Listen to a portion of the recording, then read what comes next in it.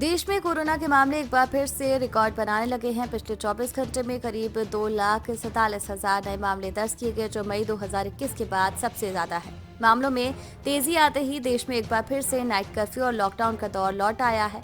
इससे पहले दो लहर झेल चुके आम लोग भी पाबंदियों का संकेत पाते ही सतर्क हो गए हैं। जैसे ही लॉकडाउन की आहट हुई, लोग अपनी जरूरत की चीजें स्टॉक करने में जुट गए हैं। इन चीजों में बिस्किट, खाने के तेल, पैकेट फूड, डेयरी प्रोडक्ट और मास्क, सैनिटाइजर जैसे जरूरी सामान तो हैं ही, लेकिन सबसे हैरान करने वाली स्टॉकिंग है वो है शराब की। कुछ राज्यों में तो लोगों ने लॉकडाउन की तैयारी में शराब की रिकॉर्ड खरीदारी करी। इस राज्य में बना शराब की बिक्री का रिकॉर्ड। बीते दिनों तमिलनाडु ने नाइट कर्फ्यू और रविवार को लॉकडाउन का ऐलान किया। इस ऐलान के बाद लोग शनिवार को जरूरी सामान जुटाने में लग गए।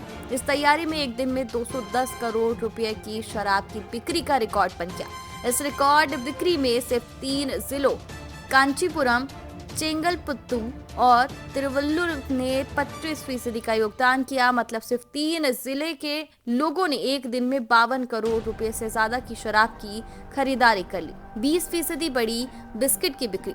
बिस्किट बनाने वाली सबसे बड़ी कंपनी पार्ले प्रोडक्ट्स की माने तो लॉकडाउन के संकेत से बिस्किट की बिक्री में भी उछाल आया है। 27 दिसंबर से 2 जनवरी के बीच पार्ले के बिस्किट की बिक्री 15% बढ़ी है। इसके बाद 2 जनवरी से 8 जनवरी के सप्ताह में ये और बढ़कर 20% तक पहुंच गई। कंपनी के senior category head Mayank Shah ने कहा कि क्रिसमस के बाद बिक्री में लगातार तेजी आई है।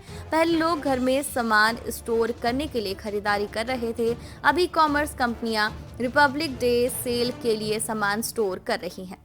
खाने के तेल की डिमांड में इतनी तेजी।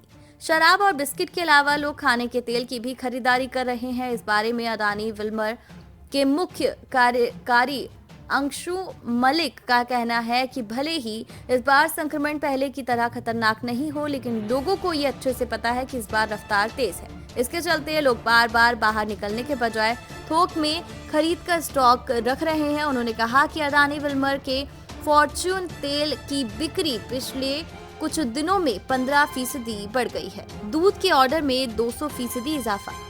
इनके अलावा लोग पैकेट फूड, डेयरी प्रोडक्ट और मास्क, सैनिटाइजर जैसी चीजों की अधिक खरीदारी कर रहे हैं। ब्लिंकिट के अनुसार इन चीजों का वीकली ऑर्डर एक सप्ताह में 25% बढ़ गया है। दूध के पैकेट और अन्य प्रोडक्ट की डिमांड तो 200% तक बढ़ गई है। इसी तरह फ्रोजन फूड आइटम और मास्क और सैनिटाइजर समेत हाइजीन प्रोडक्ट की डिमांड भी 150% तक बढ़ गई है।